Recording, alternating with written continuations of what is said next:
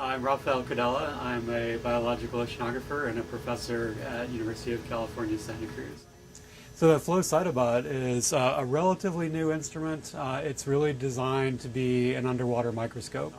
And so our instruments are really for looking at harmful algal bloom species here in Monterey Bay and up in San Francisco Bay. It would all be normally in a pressure case. And so normally you wouldn't see it all open and looking kind of like a Frankenstein.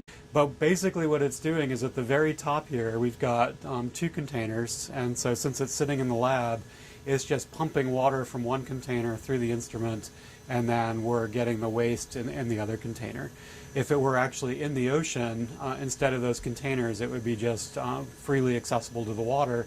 And so there's one port sucking water into the instrument and one port that's expelling that water after it's gone through and it's measured everything. And as it's coming in, it goes through this sort of green tubing into this fluidic pathway. And what it's going to be doing is there's a syringe right in here, and it draws in about 5 milliliters of water very fast. And so we get a snapshot of what's in the water. And then it's going to take that 5 milliliters, and pump it slowly through a cuvette, a little quartz container. And as it goes through that quartz container, it has a laser, which is right here.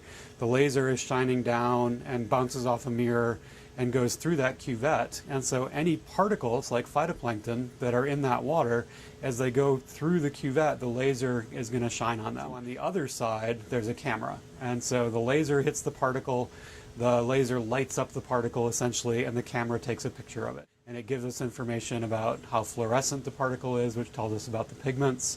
And also we can look at the scattering, which tells us things like how dense is the particle, how big is the particle. And so that's really the heart of the instrument, is that laser and the camera. And so it's literally an automated microscope. And so it can store all that data internally on its little hard drive, or it can send it out over the cable at the top to an Ethernet connection, and then you can just connect it directly to your computer back in the lab and have it basically talk to you from wherever it is in the world.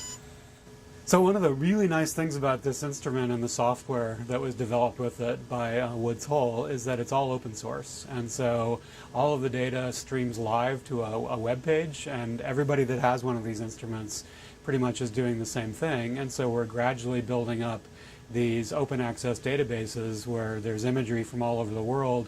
You can go in there, you can classify it yourself, you can look at exactly what the software is doing.